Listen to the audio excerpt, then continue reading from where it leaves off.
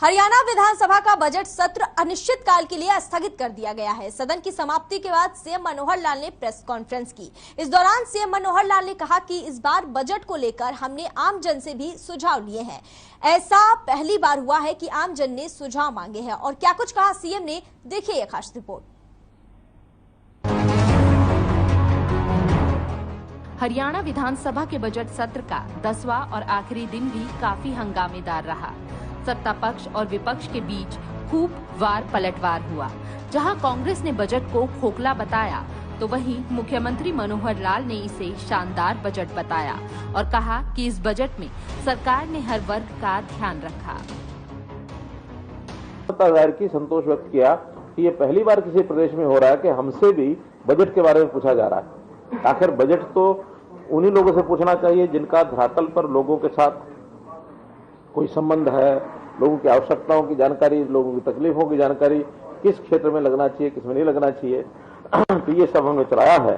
और इस बार विधायकों की भी हमने 8 कमेटीज बनाई थी।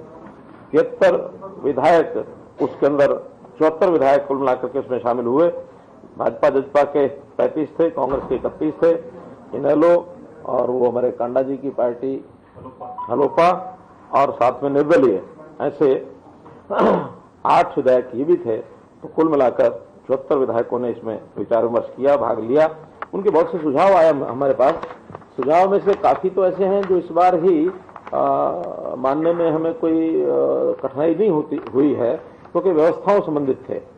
जहां कहीं बजट की मांग की गई है, चूंकि बजट का तो एक दायरा पहले फिक्स हो जाता है, इसलिए बजट बढ़ाने की बात इस समय हम करना संभव नहीं था। उनके सुझाव को ध्यान रखेंगे। यदि आवश्यकता हुई तो आगे जो हमारे रिवाइज एस्टिमेट्स आएंगे, सप्लीमेंट्री आएंगे, उसके अंदर किसी विभाग के लिए जो उनके सुझाव आए हैं उसमें कोशिश करेंगे उसको पालन करें हम। एक जो महत्वपूर्ण बिल जो सबसे अंत में हमने पारित किया है वो है धर्म विरुद्ध यानी धर्म परिवर्तन निवारण विधेयक, विधि विरुद्ध धर्म परिवर्तन निवारण विधेयक, जो इसको क्या कहेंगे, क्या था इंग्लिश में नाम इसका, लॉफुल का, हाँ, अनलॉफुल कन्वर्जन। हाँ, अनलॉफुल कन्वर्जन। अब इसमें तथ्य जो है वो सारे हमने उनके सामने सब रखे हैं। उन तथ्यों में हम देखते हैं कि पिछले 4 साल में 127 केस तो रिपोर्टेड है, और अब जो रिपोर्टेड नहीं है उसको कहने में जहाज नहीं है। बहुत ऐसे हैं जो रिपोर्टेड नहीं होते हैं, क्योंकि कई बार परिवार के, खास करके लड़की के परिवार के लोग जब कोई ऐसी घटना हो जाए तो उसमें से रिपोर्ट करने से बचते भी हैं। किसी तरीके से मामला ठीक हो जाए, रफा दफा हो जाए, लड़की हमारी घर आ जाए। अब कब यानी लालच, इसमें धर्म परिवर्तन के जो विषय सामने आए हैं बहुत जगह पर, तो जो ऐसी जो जिसको कहना चाहिए कि फेक नहीं यानी गलत इरादे के साथ बनी हुई कुछ एनजीओ, उनको बना करके ले जाएंगे, फिर कहीं ना कहीं अपना कोई ऑफिस खड़ा करेंगे, वहां इबादत शुरू करा देंगे, कोई लालच दे देंगे, कहीं विदेश का, कहीं पैसे का। और खास करके गरीब परिवारों में लड़कियों लड़कों को भी, लड़कियों को भी, जो गरीब परिवारों के आपस में हैं वो, और उस प्रकार की चेतना उनमें होती भी नहीं है कि धर्म परिवर्तन से क्या नुकसान होगा और क्या इसका वो होगा। ऐसी कई बार तो वो चीज होती नहीं है। जब फंस जाते हैं तब जाकर के बाद में ध्यान में आता है कि हाँ ये मेरे साथ गलत हुआ। और उनको ध्यान न भी आए तो भी एक विषय बड़ा भयंकर है कि इस प्रकार के रिलीजन कन्वर्जन से बहुत बड़ी समस्या है, सालों बाद ध्यान में आती है। आखिर जैसे कश्मीर का उदाहरण वहां हमारे रामकर गौतम ने दिया कि जो कश्मीर फाइल्स फिल्म अभी आजकल चल रही है उसमें देखा, तो उसने बताया। और हम पुराना काल भी देख लें, आखिर 1000 साल से जो ये इस देश के अंदर धर्म परिवर्तन के खेल चले हैं, इसी में से देश का बंटवारा भी हुआ। इसी के अंदर विवाद खड़े होते हैं, कम्युनल राइट्स होते हैं, इसी में से होते हैं, कम्युनल विषय बढ़ता है, इसी में से बढ़ता है। हम कहते हैं आज भी जो स्थिति है, हम भाईचारा आपस में बिगाड़ना नहीं चाहते, लेकिन इन चीजों को रोकना तो पड़ेगा कहीं। हमें किसी एक धर्म का नाम, उसमें एक रिलीजन का नाम नहीं लिया।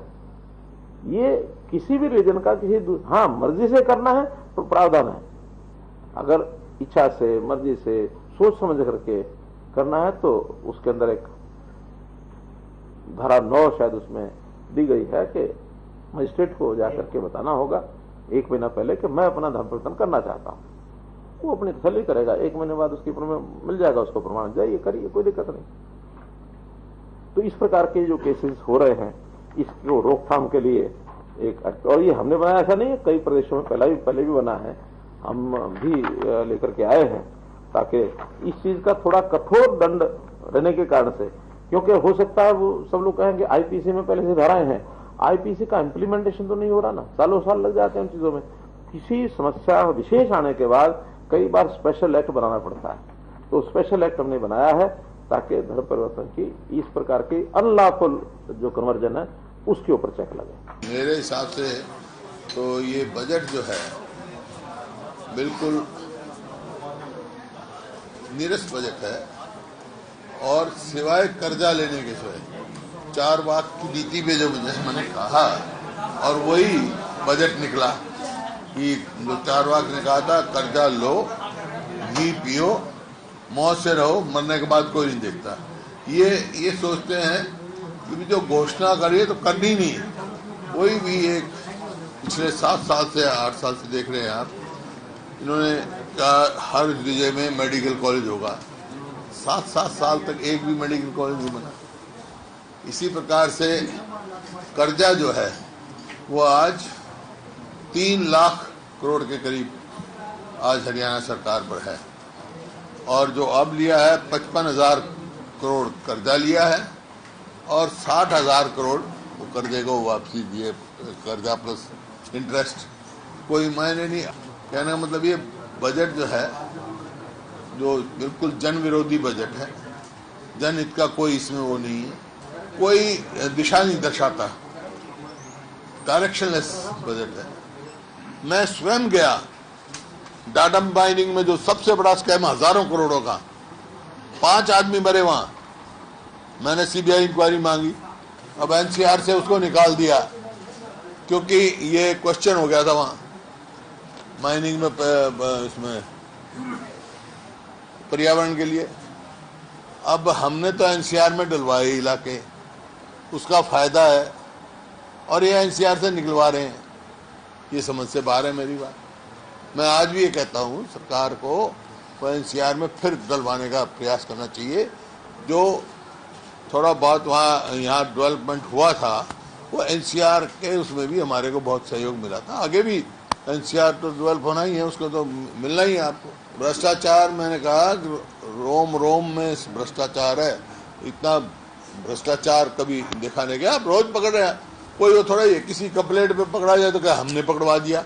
7 साल तक वो क्या कर रहा था भाई, 7 साल तक क्या कर रहा था? काम इनका है, काम है पकड़ाना, हर सरकार में पकड़े जाते हैं। लेकिन ये तो व्यापक है पूरे प्रदेश में कि आज जितना भ्रष्टाचार कभी ना सुना, आगे का पता नहीं।